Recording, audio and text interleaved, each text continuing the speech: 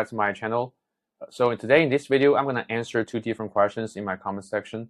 Just so you know, I do spend some time looking at my comment section, replying messages, and sometimes making videos about typical questions. So if you guys have any questions, feel free to leave that in the comment section. We can talk about it, and sometimes I can make a video about it. Because what I was trying to do right here is that I want you guys to avoid making the same mistakes as I made before. I want to help you guys avoid taking detours, and that's why I want to make today's video. So without further ado, let's just dive right into it. So the first question is, what is a lexical chunk? Basically, this is a really complicated concept, and I'm not going to give you the exact definition of this concept because it's going to be too difficult and too academic. I don't want to talk about academics in my channel because I want all my audience in my channel can understand what I'm talking about. So instead, I'm going to give you my personal example about learning Japanese, and I hope it can help you. So now I'm going to show you my personal Japanese corpus that I'm going to use to improve my spoken Japanese.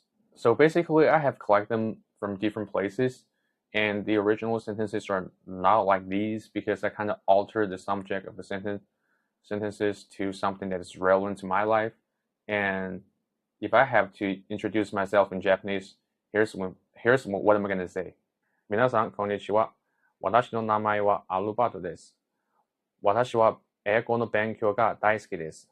私は日本語の勉強をしています。日本語の勉強、特に文法が難しいです。毎日日本語の勉強を続けています。どうぞよろしくお願いします。As you can see, when I speak Japanese, I don't think about grammar.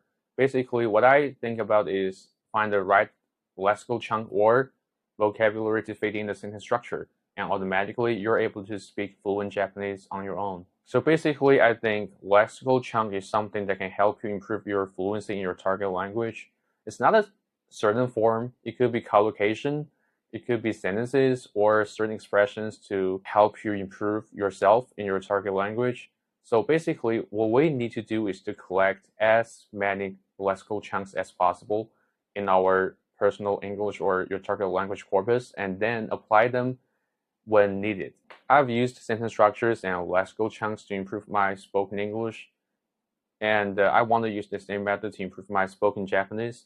And actually, I set a goal for myself, and I want to unlock fluency in Japanese in less than 1 year. I know if I can make this in the future.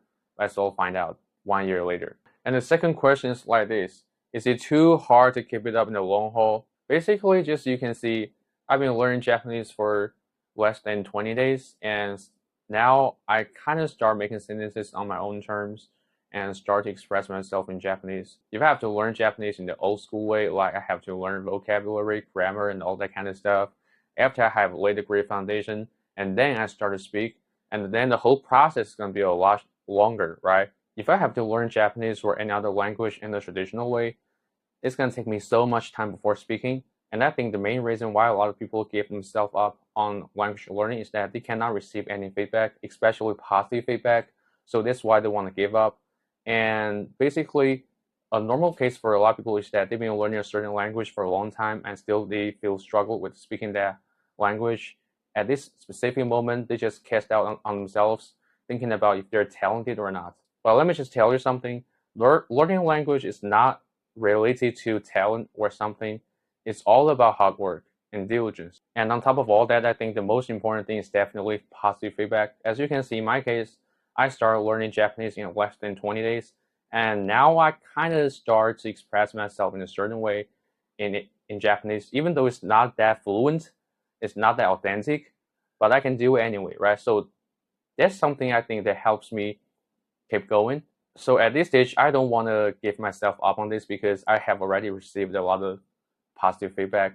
But to be honest, to be totally and completely honest with you guys, the whole process is so suffering. But actually, I think suffering is okay and it's normal because basically when it comes to learning anything new to you, there's going to be a time period where you feel really uncomfortable. And my approach is to power through that stage as soon as possible until I have the language down in my brain.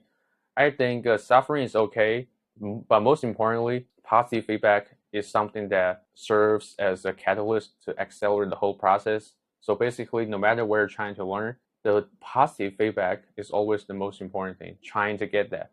even though it's going to be really hard. So that's all for today's video. Thank you so much for watching this far. This is Albert, and I'll see you next time. Peace out.